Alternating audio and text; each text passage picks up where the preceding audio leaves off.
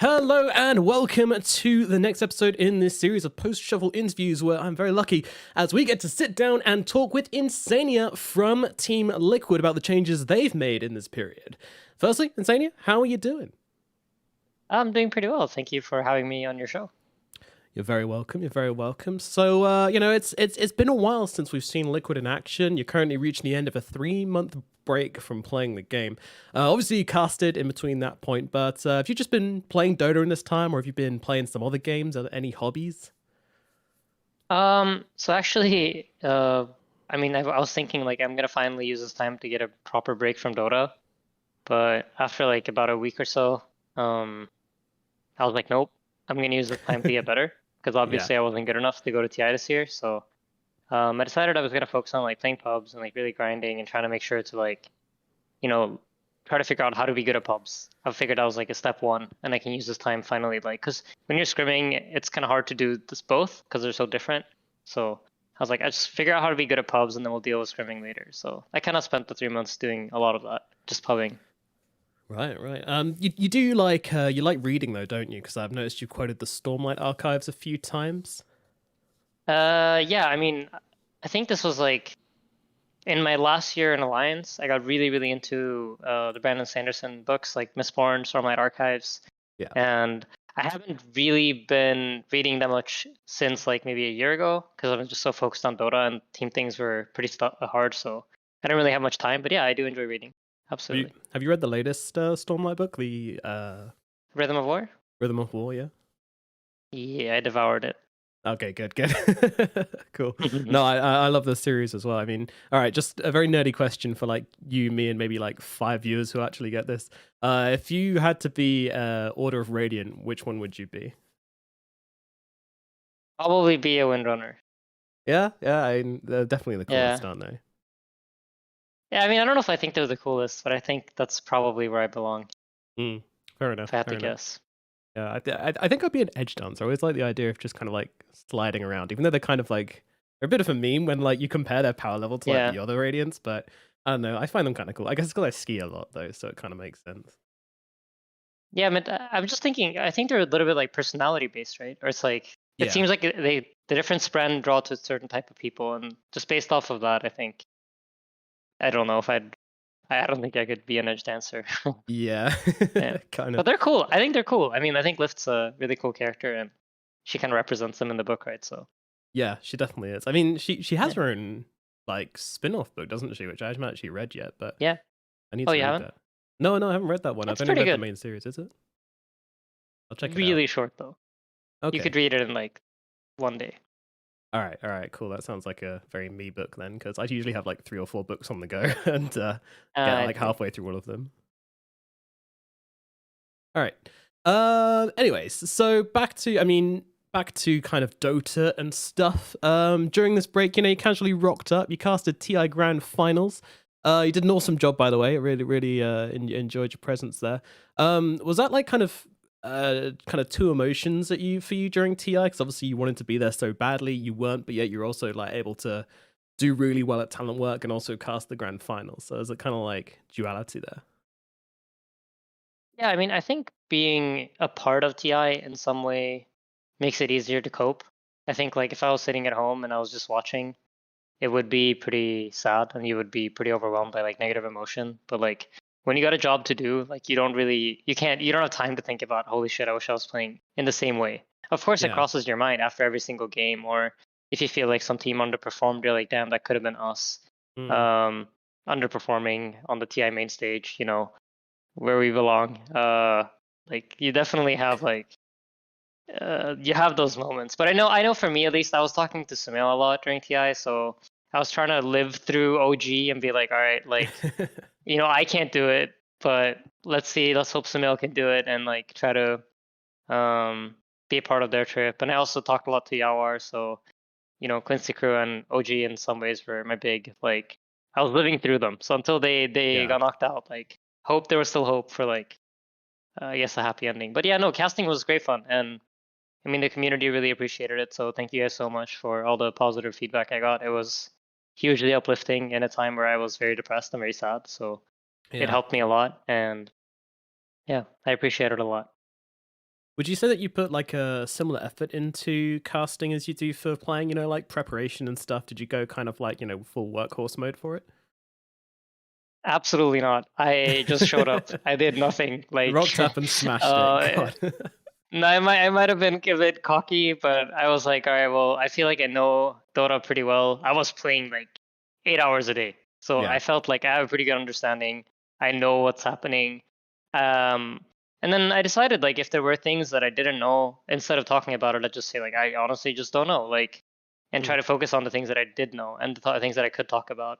And there are definitely moments I think when you are casting that you're like, okay, I don't know what to say right now, but luckily Owen is like super good at reading like what kind of vibe I was giving him, and he was like always like just kept going, filled out the Yeah, blank for space. sure. He was very easy to work with, and so was a lot of the other talent too for like the panel work and stuff. Like I was surprised by how whenever I felt like I didn't have anything to say, somebody else like immediately had something ready, and it just never felt awkward, at least when you were there. I don't know what it was like for people watching, but as working on the set, it felt really really good. No, it felt great. I mean, the comments do you justice for sure. It was a great performance for you. I mean, did Blitz give you any advice, or was it really just like in without a rope and just kind of do your thing? Blitz just told me eat ass daily, and that was the only advice that I got. Okay, So okay, helpful it stuff didn't then. really help me. Yeah, no, not really helpful. Who was your favorite talent to work with outside of OD then? Oh, wow, I mean, it's just so hard. I did most of my panels with Sumi. Jenkins, I did a lot of panels with. I really like Jenkins. I think Jenkins is hilarious. Yeah, It's funny to me how he's like the same person on camera as off camera. It just doesn't stop. I think Jenkins was great to work with. It's hard to say. I mean, I really enjoy Cap's casting, so I hmm, really like that. But I think if I had to pick one favorite from TI, I'd probably pick Jenkins. He was just yeah. so funny all the time. Yeah, kept the mood up and like kept things very light and fun. Yeah, exactly. When someone's being like such a positive energy, it's really easy to make good panels work because you just feel happy, you just kind of vibing with each other. And Jenkins seems Yeah. absolutely brilliant for that. Um, All right, so let's move into talking about the shuffle stuff then. There was this rumor going around that you guys spent a lot of money on your players and such, but that turned out to be completely false. Blitz clarified that with me. I mean, Liquid just seemed like a really cool organization. We see a lot of stuff about your awesome training facility with Alienware, your cool outfits and everything. What do they do behind the scenes which we might not get to see as viewers and fans, which makes them so good? Oh wow. I mean, I think it's the simplest things actually. When you a lot of the esports players at home will understand this, but like usually like being a part of an organization usually has like it's a lot of stuff that you need to do. Like whether it's content pieces, like or you're at a boot camp, you need to figure out your food, you need to figure out your location, you need to figure out like how do we sleep, how do we transport from the wherever we're sleeping to the place we're playing, and like all of these like detail stuff that like usually just fill up your mind and like take up a couple of hours of your everyday. Like if you just think about your normal life, imagine like you had zero obligation. Like you did not need to think about cleaning. You did not need to think about cooking. Everything that like takes up time is Yeah. just fixed, I might actually gain prefixed. some And I think, MMR. uh, sorry. If that happened, I might actually gain some MMR, so sounds good. Yeah. So like it's just everything that could be take up space in your mind. They just already have sorted out. And for me, I think that's like the biggest thing that I see as like why Liquid is so good is that I don't even think about the fact that I'm in Team Liquid. It's like Yeah. everything is just taken care of. I don't ever feel like I need to do something that's out of my way, or it's just a very very professional org, and I think they understand what it is players want, and they have the resources and they have things prepped, well, because they just have years of experience, right, of doing it. So it's hard to like pinpoint a specific thing, but basically whatever you don't feel like doing, they've already done for you. That's great. I It's mean, like the they simplest are way to put founded it. by a Yeah. player, right? Like the founding members are Yes. players, so that makes a lot of sense, doesn't it? That's cool though. I mean, so then moving into the shuffle period, how much work do you guys put into changing your team? And it's kind of a weird question, but like, are you guys sitting down and watching replays and analyzing stats and all this like deep diving stuff, or is it more of just like a conversation with the people who you're considering for the team and potential teammates and seeing who seems like the best fit from that, or is it both? I think it's a bit of both, and I think it really depends on what kind of position you're in the shuffle. I think certain teams are better off. Obviously, they get to pick from more options if certain players are like hot a certain year or something like that. And I think when you have a lot of options to pick between, it's pretty. Then I think there's less replay watching and less like diving into those kinds of things. But I think like if you're, for example, looking at more young blood or newer players, then you'd probably end up watching a lot more replays or trying to figure out what pieces can we get to make our roster work. I think we were very fortunate in having Zai join us, so it it was kind of an easy yes. There wasn't like, let's look at his replays and be like, is he good enough? Do we think this guy can cut it? Or same thing Yeah, with Matu, right? Like they've been clapping us for 2 years straight online, and yeah, it was an easy yes when it came to these two guys. absolutely. So talking about Zai then specifically, I mean, according to Blitz, you got Zai pretty early on in the shuffle period. So Matu came a little bit later. Would you say Zai is already kind of like integrated into the team? Like, have you guys been nerding out about Dota for like the past month or so already? Not really. We actually just kind of let it because they just came off TI, right? And I figured Yeah, like we'd yeah. have had a 3 month break, so we were hungry. I know like I would have been down to start scrimming like 2 months ago, but obviously they just came off TI, so I think they wanted a break. So I think we gave them their space, they had their time, and then we flew out to the boot camp and we kind of just picked up from there. Fair enough. Fair enough. So Zaya is moving to the position 4 position, and that kind of makes sense since Blitz said on Cap's interview that Tiger volunteered initially to move on from the team. So that role switch kind of is that something which Zai wanted to do from the start, or did he do it to kind of make the team work? So I didn't know that Zai's playing 4 actually. As far as I Oh, knew, he's playing 3. right, right. Oh, okay. And So, Boxy's playing 4 most of the time, but um, what do I know? I mean, no, I'm just I kidding. don't know. I mean, this is I just looked on No, I'm just kicking Wikipedia, and around. that's I what it was think, listing at.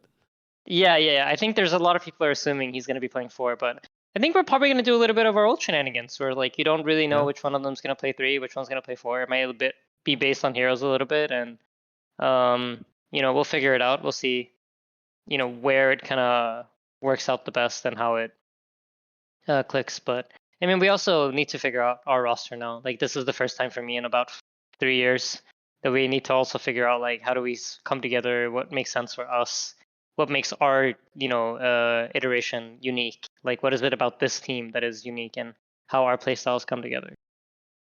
Yeah, I mean that's kind of switching roles thing is something which has been kind of toyed with a bit by a lot of teams, especially by you guys in Liquid, right? Like, is that a tool? I mean, I guess you've just answered that already, right? Like, that's a tool you guys want to keep in your arsenal coming into the next season, then.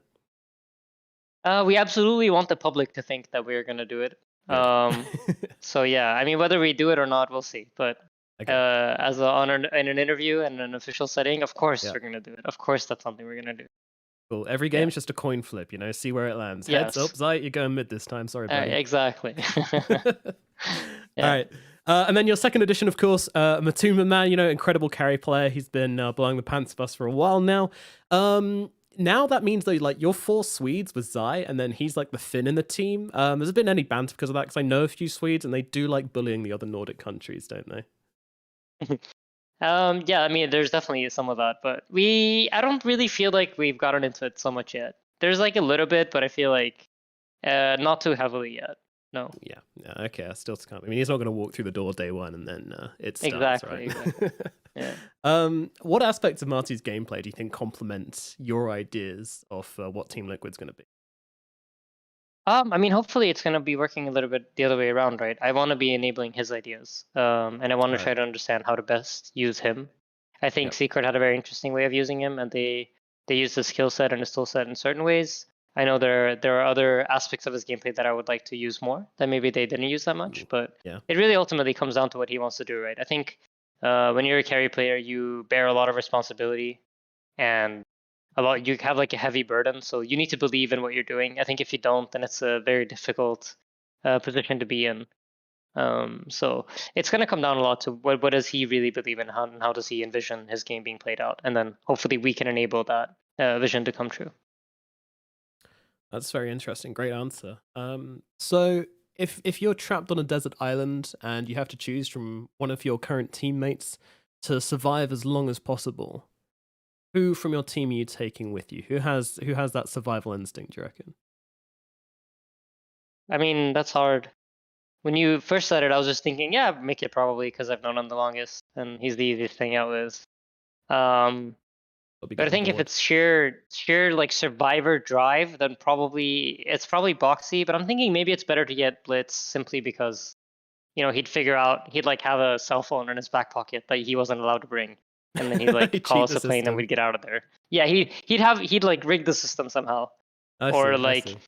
he'd convince like a whale to take us back to the land of the living. So I think I Peace. think I'll settle for Blitz. I believe he'd rig the system somehow. Great answer. So with this new roster, then, I mean, are there any perceived weaknesses in your last roster which you're hoping this one kind of overcomes? I know it's a very difficult question. That's a hard question, and especially because we were together for so long. Yeah. That I mean, and this was also one of the biggest problems in the shuffle. And one of my biggest difficulties is that like I've seen every single player on my team, in my opinion, be the best player on the team at some time period, and they've all shined and they've all been absolutely amazing and like carried us to the places that we've gotten. And like so it's hard to look at people objectively when you have so much information that you see all the good and you see like all the bad, and you have to weigh it up against each other. So I don't know if we had like one particular weakness, but I think towards the end it really came down to, and it's interesting because I remember when Kuro um, let Matu go from the old Liquid roster, in my mind I was very confused. I couldn't understand why you'd need to do that, but I feel like now that I'm a little bit older, a little bit wiser, played a little bit longer, I understand it. I just think there was the need for new energy.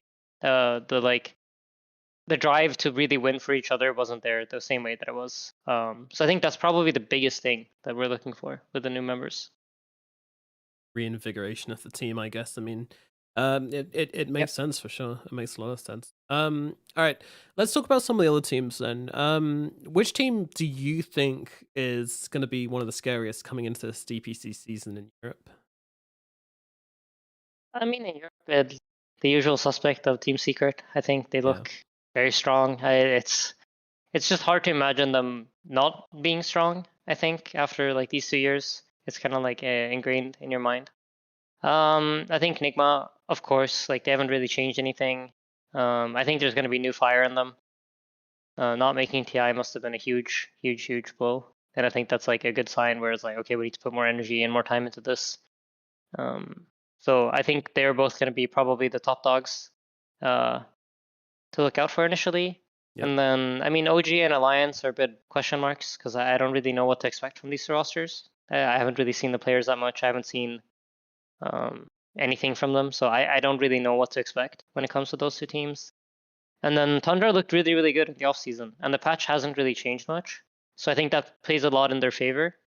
So we'll see how if it like carries over. But again, like I haven't seen them, so it's a bit of a question mark. But um, I mean, it seems like the usual European teams would. I'd probably say like Tundra is probably higher on the power levels than um, they normally are, and Alliance Yeah. and OG are a bit lower just because they're question marks. Okay. Okay. Good. So I mean, you mentioned Nigma there. I wanted to ask about them actually because obviously, you guys both didn't make TI, unfortunately. You guys shuffled. Nigma didn't. What do you think is the main difference between your two teams, which meant that Nigma did shuffle and sorry, didn't shuffle, and you guys did? What's the difference there? Oh wow, it's hard to say. I mean, I know the reason we did it. It's like I said, we just needed new energy. Yeah. Maybe they felt like with ILTW, like the energy feels good, if the vibes feel right, they just needed more time. Um, I'm honestly not sure, but if I had to guess, I would say it's probably because they feel like they're gelling well. They just needed more time to work on things, and they see a lot of potential in the roster. And Kuro Okay. has a vision for it that he thinks is going to play out. Hasn't quite achieved its potential yet. All right. Yeah. Last question then. I mean, we do hear rumors of an upcoming patch. I mean, I believe it was confirmed in the Dota news post. If we get a new hero, and that is a big if, what would you like it to do? Is there any mechanic you think you'd like to see in the game now? Oh god, that's always so hard. I mean, those of you who played Han, you know, I'm a big Chipper fan, so I would love the Chipper to be introduced, but I think it's extremely unlikely. I mean, I They think do. there's been a while since we had like a real, true, like anti-mage type hard carry. Yes. So, I'm a support player. I'm not like, but I do think like it's been a while. I can't remember the last like real, true carry hero that was added to Dota. Um, so yeah. I'll You're say that. bored. I don't know about mechanics, but yeah, a You're, carry. you're bored of getting yelled at by anti-mages and phantom lancers. You want to get yelled at by something Yeah, else, right? exactly, exactly. Perfect, perfect. All right, mate. I think that's all I've got in store for you. Any last thing you want to talk about before we head off? No, nothing in particular. Cool. All right, iNsania, thank you very much for coming to talk to me, and best of luck with your new team in the upcoming Western EU DPC Division 1, which starts in about 5 days' time. Exciting stuff. Thank you very much. Thank you very much. Bye bye.